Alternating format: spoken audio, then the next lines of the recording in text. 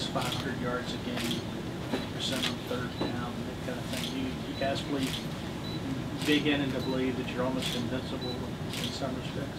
There's no invincibility feeling, you know. It's all just based on our execution, you know. I mean, there's no, because I mean, we know that if we don't execute, then we won't score, and we won't get those yards. So it's not based on any invincibility. Now, do we think we can play well, and that a lot of it's dependent on us? Yeah, you know, we know that if we go out and do our job, then it's highly likely that we can be successful. So it's not invincibility. The line in particular, the progress you've made from game 1 to game 4, it looks like there's been a step forward each time. Talk about that a little bit. Well, you talking about the offensive line? Yes. Well, in my opinion, I don't think there was a lot of it. You know, people were naysaying us, talking how soft and all that. But I didn't buy into any of that. Neither did we, because a lot of it has to do with the teams that we're playing, different schemes. You know, I mean, what do you expect? Wofford's going to play us straight up, or Troy? No, they're doing a lot of twisting, a lot of stunting. So we have to slow down and collect stuff. So it looks like, oh, well, they're not blowing these guys off the ball. Well, you know, you got to collect everybody running around like that. You know, you play Auburn, they want to play up the field. Florida State wants to play up the field. So you see you got two different styles of defense that you're playing against. So you see us play a little bit different. You know, we have to adjust our game accordingly. So I mean, you know, but as far as progress goes, I mean, yeah, I mean, just getting better every game. Trying to get better. Just, you know, see more stuff. Just collect people. You know, basically just try to impose our will on people. You know, like Auburn last week. You know, they had the ball for 9 minutes in the fourth quarter or whatnot, that last drive. You know, just trying to continuously get better and take on more responsibility as games go on and it gets later in the season, because we are such an old and experienced group. How do you feel you've gone through the first screens? How do you feel it's gone for you? I did all right. That's about it. Did all right. I always get better. Always get better. You think there's some merit to the criticism? The line is not been as physical as it could be? No, I don't buy that. I mean, yeah, we can always get better. I mean, it's like I said, you can get better. You can be more physical. Yeah, I mean, you know, play here and there. You'd be like, oh, well, what were you doing? Oh, I was thinking too much on this play. You know, I saw something. I saw them do this, and I thought something was going to happen. It didn't happen. You know, there's always plays like that. At any position, you might overthink a play and you step wrong here. You know, anytime, you know, you get in a game where, you know, it's you versus somebody else, you know, there's that unpredictable factor of, you know, you're not always going to catch them and just mash them off the ball. But, I mean, what's your mentality when you're out there? Do you want to, Nathan Benny, for example, when he was here, he always talked about beating the crap out of people. Yeah. Do you want to go out there and just... I want to drive my man in the dirt every play. Every play. But every play is not conducive to that. You know, you can't, I mean, you want to do that every play. You want to just drive people in the dirt and just mow over people. But you have to play within yourself and play within the scheme, you know.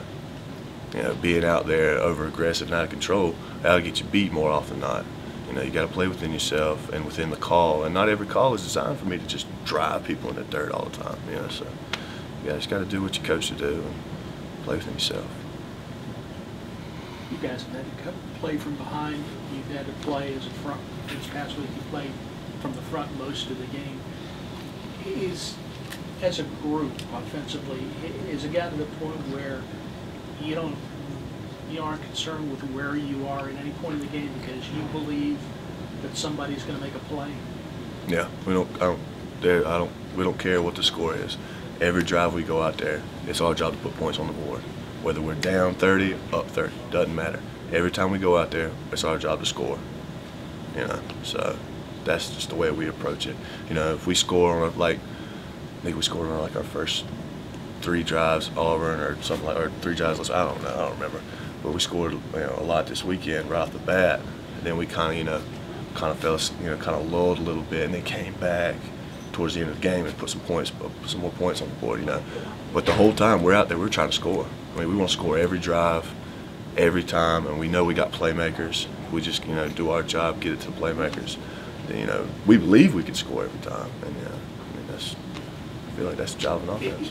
Hypothetically, though, I mean, that's what offenses are supposed to be thinking anyway. But does it elevate your confidence level with the kind of playmakers that you have, guys that you didn't have a year ago as a team?